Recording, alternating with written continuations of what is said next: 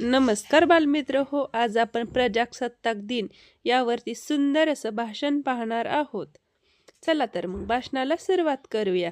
आजच्या कार्यक्रमाचे अध्यक्ष सर्व गुरुजन व येथे उपस्थित माझ्या मित्रमैत्रिणींनो, सर्वप्रथम सर्वांना आपल्या भारतीय प्रजासत्ताक दिनाच्या मनपूर्वक शुभेच्छा.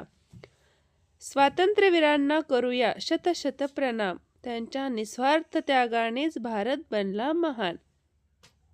अनेक थोर नेत्यांच्या वीरांच्या बलिदानांमुळे 15 ऑगस्ट 1947 रोजी आपला देश इंग्रजांच्या गुलामगिरीतून स्वतंत्र झाला.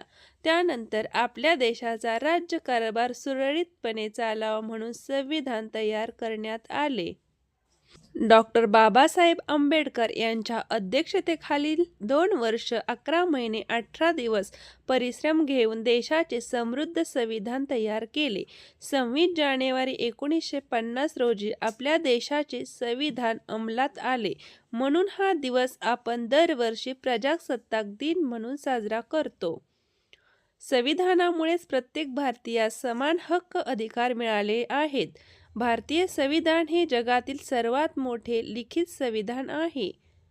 26 जानेवारी या दिवशी देशातल्या सर्व शाळा व सरकारी कार्यालयात झेंडावंदन केले जाते. देशभक्तीवर सांस्कृतिक कार्यक्रम आयोजित केले जातात.